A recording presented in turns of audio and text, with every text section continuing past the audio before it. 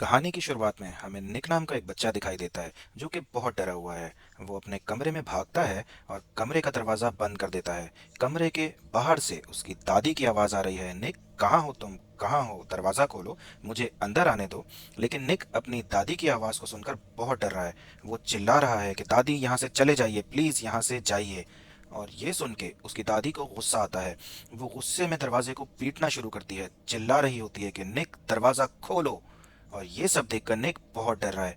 थोड़ी देर के बाद उसके कमरे का दरवाजा खुलता है। उसके बाद क्या हुआ, ये हमें आगे की कहानी में पता चलेगा। कई साल बीत जाते हैं और अब निक बड़ा हो चुका है। वो एक पेंटर बन चुका है। उसकी शादी भी हो चुकी है। उसकी बीवी चार्ली एक वकील है और उसका एक प्यारा सा बेटा है जिसका नाम है जेकब। निक अपने बेटे से बहुत प्यार करता है और अपनी बीवी से भी। आम दिन की तरह चार्ली आज अपने काम के लिए बाहर जा रही है और घर में निक और जेकब अकेले हैं। निक जेकब को वादा करता है कि मुझे मेरा काम खत्म करने दो, उसके बाद मैंने तुम्हारे लिए हैलोविन का जो पंपकिन बनाया है वो ऊपर से लाकर नीचे रखूंगा ताकि तुम उसके साथ खेल सको। निक तो अपने काम पे लग जाता है लेकिन जेकब का ध्यान अभी भी उस पंपकिन के ऊपर होता है। वो उस पंपकिन को लेने के लिए ऊपर की तरफ जाता है लेकिन वो काफी भारी है। जेकब जैसे ही उस पंपकिन को लेके नीचे की तरफ उतरता है वो सीढ़ियों से नीचे गिर जाता है और जेकब बच नहीं पाता और इस दुनिया से चला जाता है।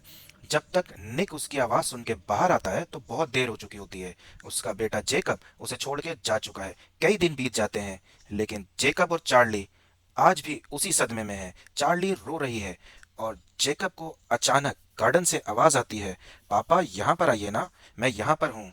निक गार्डन की तरफ जाता है और उसके बाद एक साया धीरे धीरे निक के पास आता है। चार्ली इन सारी बातों से अनजान है लेकिन फिर उसे अपने शौहर के चिल्लाने की आवाज आती है। वो बाहर की तरफ झांकती है तो देखती है कि उसका शौहर खुद को मार रहा है।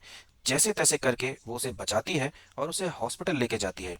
लेकिन अब इस देश का कानून ये कहता है कि जेकब अकेले नहीं रह सकता, किसी को इसके ऊपर ध्यान देना है। और चार्ली समझ जाती है कि ये काम कौन कर पाएगा। वो जेकब को लेकर उसकी दादी के घर जाती है।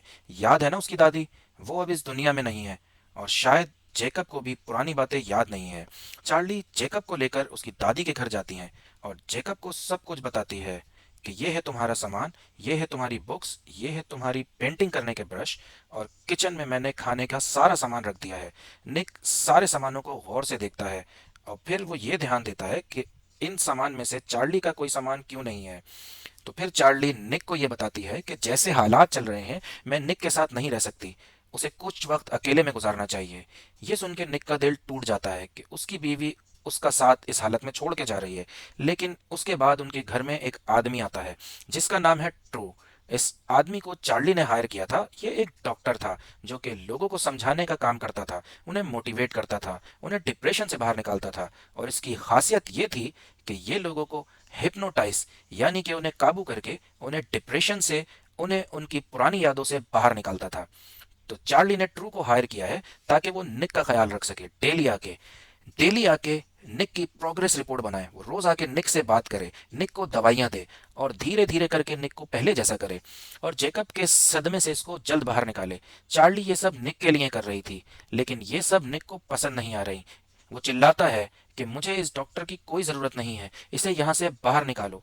तो ट्रू इसे समझाता है कि अगर मैं यहाँ से बाहर चला गया और अगर मैंने रिपोर्ट में ये लिख दिया कि तुम ठीक नहीं हो तो या तो तुम्हें जेल भेज दिया जाएगा या फिर अजाइलम। अगर तुम ये नहीं चाहते कि ये सब हो तो तुम्हें हर दिन मुझसे मिलना पड़ेगा, मुझसे बात करनी पड़ेगी और मैं जो कहूँ वो तुम्हें मानना पड़ेगा। ये सब तुम्हारी भलाई के लिए ही हो रहा है। ट्रू की बात सुन के निक समझ जाता है कि उसके पास अब और कोई रास्ता नहीं है। ये सब कहकर कुछ देर में ट्रू वहां से चला जाता है और उसके बाद चार्ली भी। अब घर में अकेला निक है। उसे जेकब की बहुत याद आ रही है। वो अपने आप को कोस रहा है कि क्यों उसने उस दिन जेकब को अकेला छोड़ा है। लेकिन अब खुद को कोसने से क्या होगा, वो जेकब की पेंटिंग बना रहा है। लेकिन एक अजीब बात है, वो जेकब का चेहरा बना ही नहीं पा रहा। निक को भी समझ नहीं आ रहा कि उसे जेकब का चेहरा बन क्यों नहीं रहा। तभी उसे पीछे से आवाज आती है, गैस कीजिए किसकी, उसकी दादी की, कि निक तुम आ गए, आओ अपनी दादी के पास आओ। निक उस आवाज के पीछे जाता है और तब एक साया निक के ऊपर हमला करता है और तभी निक की आंख खुलती है। निक को ऐसा लगता है कि शायद वो सपना देख रहा था। खैर कोई बात नहीं। कुछ देर में वहां पर ट्रू आ जाता है। ट्रू और निक दोनों एक दूसरे से बात कर रहे हैं और निक को बहुत गुस्सा आ रहा है। वो चिल्लाता है कि तुम मेरी तकलीफ क्या समझ सकते हो, मैंने अपने बेटे को खोया है। निक की ये बात सुन के ट्रू से बताता है कि मैं तुम्हारी तकलीफ समझ सकता हूँ, मेरी भी एक बेटी थी और वो भी अब इस दुनिया में नहीं है। मैंने भी तुम्हारी तरह अपनी ही औलाद को खोया है। ट्रू की यह बात सुन के निक को लगता है कि शायद ट्रू उसकी तकलीफ समझ सकता है। कुछ देर के बाद ट्रू वहां से बाहर निकलता है तो वो ये देखता है कि एक बूढ़ी सी औरत निक की घर को बहुत ध्यान से देख रही है। ट्रू उससे बात करने की कोशिश करता है। वो उससे झूठ बोलता है कि वो निक का दोस्त है और इस घर को खरीदना चाहता है।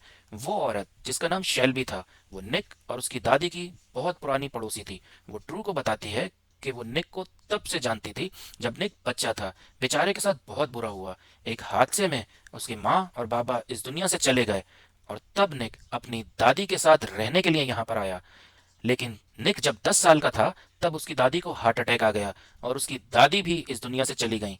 ये सारी बातें सुन के ट्रू को यकीन हो जाता है कि निक की जो हालत है उसका जिम्मेदार शायद उसका पास्ट है। वो शेल्बी से कहता है कि अगर आपको कुछ याद आए तो मुझे जरूर बताइएगा और शेल्बी इस बात पर मान जाती है। उसके बाद ट्रू वहां से चला जाता है। ट्रू तो वहां से चला जाता है लेकिन निक अभी भी घर में अकेला है। वो ये देखता है कि खाने का सामान खत्म हो चुका है। वो सामान लेने के लिए मार्केट जाता है लेकिन मार्केट में उसके साथ बहुत अजीब अजीब हो रहा है। उसे तरह तरह की आवाजें सुनाई दे रही हैं कि तुम बेकार हो, कि तुम निकम्मे हो, तुम्हें मर जाना चाहिए, तुमने अपने बेटे को मार दिया, तुम खूनी हो। निक को कुछ समझ नहीं आ रहा है कि वो क्या करे। वो अपनी बीवी चार्ली को कॉल करता है लेकिन चार्ली कॉल नहीं उठाती और चार्ली के लिए एक मैसेज छोड़ता है कि किसी तरीके से वो अपने घर पहुंचता है। उसे सब बहुत अजीब अजीब लग रहा है और तभी उसे जेकब की आवाज सुनाई देती है, पापा आप कहाँ हैं, पापा आइए ना, मुझे बचाइए। निक ऊपर की तरफ भागता है और उसके सामने उसका हम शक्ल आता है लेकिन ये एक शैतान है। वो निक को देखकर हंस रहा है और कहता है, तुम आ गए वापस, अब तुम कहीं नहीं जाओगे, तुम मरोगे। निक चिल्लाने लगता है, ये सब वहम है, ये सब वहम है। लेकिन फिर उसके सामने उसका बेटा आता है। जेकब का मुंह निक को दिख ही नहीं रहा है, ना उसकी आंखें, ना उसका नाक, ना उसका मुंह। निक को कुछ नहीं दिख रहा और जेकब उस शैतानी साय के साथ है। निक अपने बेटे को बचाने जाता है तब वो साया निक को नीचे की तरफ धक्का दे देता है। निक सीढ़ियों से नीचे गिरता है और बेहोश हो जाता है।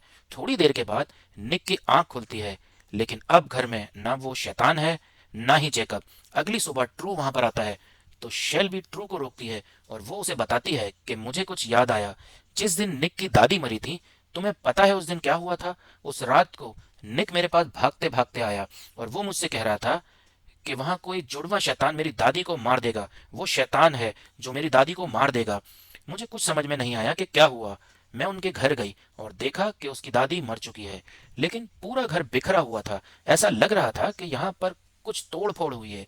शेल्बी की ये बात सुन के अब ट्रू को यकीन हो चुका है कि निक के पास्ट में कोई तो ट्रॉमा है। वो निक के घर जाता है। आज भी निक अपने घर में सारी बुक्स को बेसमेंट में रखता है तो ट्रू भी उसका साथ देता है। ट्रू नीचे से सारी किताबों को ला रहा है और निक ऊपर बेसमेंट की तरफ।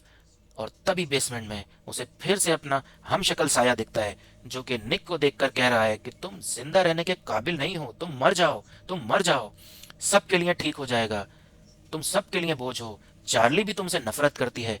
इससे पहले निक कुछ कर पाता वहां पर ट्रू आ जाता और ट्रू ये महसूस कर लेता है कि निक बहुत परेशान है।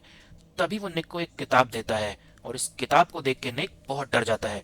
ट्रू समझ जाता है कि निक का जो भी ट्रॉमा है वो इस किताब से जुड़ा हुआ है। वो निक से पूछता है कि ये कौन सी किताब है तो वो उसे बताता है कि इस किताब में एक कहानी है, जुड़वा शैतान की कहानी, और ये कहानी मेरी दादी मुझे हर रात सुनाती थी। निक की बातें सुन के ट्रू कुछ समझ रहा है लेकिन वो निक को कुछ नहीं बताता। निक की हालत धीरे धीरे खराब होती जा रही है।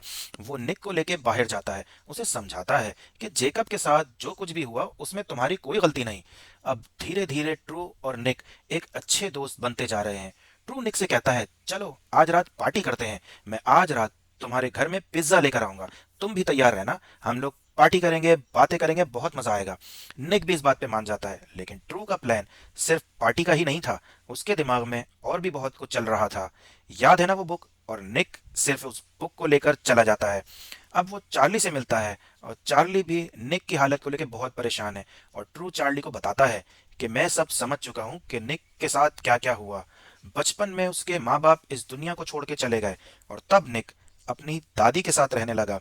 उसकी दादी उसे बचपन में एक कहानी सुनाती थी, जुड़वा शैतान की कहानी, जो कि एक इंसान को मारने के लिए मौत आती है और मौत उसी की शक्ल में आती है। और मौत उस इंसान को इस तरह से तड़पाती है, इस तरह से उसे तंग करती है कि वो इंसान आखिरकार खुद अपने आप को मार देता है। ये कहानी निक के दिमाग में इस कदर बैठ गई कि निक को लगने लगा कि मौत हर इंसान को ऐसे ही मारती है। और फिर उसे वो शैतान दिखने लगा। जब उसकी दादी की तबीयत खराब थी, उन्हें हार्ट अटैक आने वाला था और वो निक से मदद मांग रही थी, तो निक को अपनी दादी के अंदर भी वही शैतान दिखने लगा। उसकी दादी बच नहीं पाई और उसके बाद निक को फॉस्टर रूम में भेज दिया गया। बचपन से वो जवान हुआ और धीरे धीरे ये ट्रॉमा खत्म होता गया। लेकिन जब जेकब की मौत हुई तो निक का ये ट्रॉमा वापस लौट आया और अब निक को वो शैतान फिर से दिखने लगा है। और इसलिए निक ने खुद को मारने की कोशिश की, क्योंकि उसे ऐसा लगता है कि वो शैतान उसे मार रहा है। इस बीमारी से निक को निकालने के लिए सिर्फ एक ही रास्ता है। आज रात मैं निक को हिप्नोटाइज करूंगा और उसके दिमाग से इस कहानी को बाहर निकालूंगा, जहां पर एक तरफ चार्ली और ट्रू निक को ठीक करने की प्लानिंग कर रहे थे, वहीं दूसरी तरफ घर में निक बहुत परेशान था। वो शैतान, वो साया निक के पीछे पड़ा हुआ है और शायद वो निक के अंदर भी घुस चुका है। चार्ली भी निक को लेकर बहुत परेशान है। वो निक को कॉल करती है कि क्या तुम ठीक हो ना। लेकिन उसके बाद निक उससे बहुत आराम से बात कर रहा है। हाँ, मैं ठीक हूँ, आज रात हमारी पार्टी का प्रोग्राम है, मैं और ट्रू पार्टी करेंगे। चार्ली को भी अजीब लग रहा है कि अचानक निक इतना ठीक कैसे हो गया। लेकिन फिर उसे लगता है कि शायद ट्रू का इलाज काम कर रहा है। थोड़ी देर के बाद ट्रू भी उसके घर पहुंच जाता है और ट्रू भी निक को इतना अच्छा देख के हैरान हो जाता है कि वो इतनी जल्दी कैसे इतना अच्छा हो गया। लेकिन ट्रू को तो अपना काम करना ही था। वो निक को हिप्नोटाइज करना शुरू करता है। धीरे धीरे निक अपने ख्यालों में जाता रहता है और ट्रू निक को उसके बचपन में लेके जाता है, जिस रात उसकी दादी की मौत हुई थी। ट्रू उसे दिखाता है कि देखो कि तुम्हारी दादी तुमसे मदद मांग रही है और तुम उससे डर रहे हो। लेकिन निक को तो वो दिखाई दे रहा है कि वो साया उसकी दादी के रूप में उसे मारना चाहता है। और फिर वो साया निक के पास आ जाता है और कहता है कि तुम्हें क्या लगता है कि वो डॉक्टर तुम्हें बचा लेगा? नहीं, तुम मरोगे और आज ही मरोगे। वो साया निक को तड़पाना शुरू करता है। मजबूरी में ट्रू को निक को हिप्नोटाइज से बाहर निकालना पड़ता है। उसे समझ में नहीं आ रहा है कि वो क्या करे। लेकिन निक बहुत रो रहा है। वो कह रहा है कि मुझे मेरे बेटे की शक्ल नहीं दिखाई दे रही। मैंने अपने बेटे को मारा है ना, इसीलिए मुझे उसका चेहरा ही याद नहीं। मैं मर जाऊंगा, मैं जिंदा रहने के काबिल ही नहीं हूँ। किसी तरीके से ट्रू उसे समझा के सुलाता है। लेकिन अब ट्रू समझ चुका है कि निक की हालत धीरे धीरे खराब होती जा रही है। वो चार्ली को निक के पास भेजता है ताकि चार्ली निक का ख्याल रख सके। चार्ली को देख के निक बहुत खुश होता है। चार्ली भी उससे माफी मांगती है और उसे कहती है कि वो आज के बाद निक को कभी छोड़ के नहीं जाएगी। निक को यह सब बहुत अच्छा लग रहा होता है, लेकिन फिर उसके कानों में उस शैतान की आवाज आती है, ये तुमसे नफरत करती है, ये झूठ बोल रही है, ये तुम्हें छोड़ के चली जाएगी, तुम मरने के काबिल हो, मर जाओ। निक को समझ में नहीं आ रहा है कि वो क्या करे। तभी उसके घर में शेल्बी अपने पोते के साथ आती है। वो भी निक के बारे में पूछती है कि निक ठीक है या नहीं। और तब निक का ध्यान शेल्बी के पोते की तरफ जाता है। निक को लगता है कि शायद ये उसका बेटा जेकब है। चार्ली किसी तरीके से निक को समझाती है कि ये जेकब नहीं और उसे अंदर लेकर जाती है। अब वो शैतान निक के ऊपर हावी हो चुका है। निक चिल्ला रहा है, जाओ यहाँ से, चली जाओ, यहाँ पर मत रुकना। निक का ये रूप देखकर चार्ली भी पूरी तरह डर जाती है और वहां से चली जाती है। वो ट्रू को कॉल करती है कि जल्दी आओ, हमें निक को बचाना होगा। थोड़ी देर के बाद ट्रू और चार्ली निक के घर पहुंचते हैं, लेकिन अब बहुत देर हो चुकी है। निक के अंदर का शैतान अब बाहर आ चुका है और अब वो शैतान निक को, चार्ली को और ट्रू को, तीनों को मारना चाहता है। वो शैतान पहले निक को बेहोश करता है, फिर ट्रू को और अब वो चार्ली को मारना चाहता है। लेकिन निक इस बार अपनी बीवी को मरने नहीं देगा। वो उस शैतान को अपने अंदर समा लेता है। आखिर वो तो निक की ही सोच थी ना। वो निक के अंदर दोबारा चला जाता है, लेकिन अब वो शैतान निक को मारने वाला है। ट्रू समझ जाता है कि उसे निक को एक बार फिर से हिप्नोटाइज करना पड़ेगा। जहां पर एक तरफ वो शैतान निक को मार रहा है, वहीं दूसरी तरफ ट्रू निक को हिप्नोटाइज कर रहा है। वो निक को उसके बेटे की यादों में भेजता है। निक अपने बेटे से मिलता है, लेकिन अब भी उसके बेटे का चेहरा उसे दिखाई नहीं दे रहा। ट्रू निक को समझाता है कि खुद को माफ करो, तुमने जेकब को नहीं मारा, तुम्हें तुम्हारे बेटे का चेहरा दिखाई दे जाएगा। लेकिन निक को अभी भी कुछ दिखाई नहीं दे रहा और वो शैतान धीरे धीरे करके निक को मारता जी जा रहा है। ये सब देख के चार्ली के दिमाग में एक प्लान आता है। वो कमरे में जाकर जेकब की फोटो लेकर आती है और वो निक को बता रही है कि जेकब कैसा दिखता है। धीरे धीरे करके निक को जेकब का चेहरा दिखने लगता है। उसका बेटा भी उसके साथ बहुत खुश है। ये सब देख के वो शैतान निक को मारने के लिए आता है, लेकिन अब निक उसके ऊपर हावी हो जाता है और वो उस शैतान को खत्म कर देता है। निक हिप्नोटाइज से बाहर निकलता है। ट्रू और चार्ली बहुत खुश हैं कि शायद निक अब ठीक हो चुका है। कई दिन गुजर जाते हैं और ट्रू को यकीन हो जाता है कि निक अब ठीक हो चुका है और अब चार्ली और निक भी अपनी एक नई जिंदगी की शुरुआत करते हैं। चार्ली को तो ऐसा ही लग रहा है कि निक ठीक हो चुका है, लेकिन हमें दिखाया जाता है कि निक के अंदर वो शैतान अब भी है। मुझे लगता है कि इसका पार्ट 2 भी आना चाहिए। आपको क्या लगता है? कमेंट सेक्शन में जरूर बताइएगा। तब तक के लिए thank you and good bye.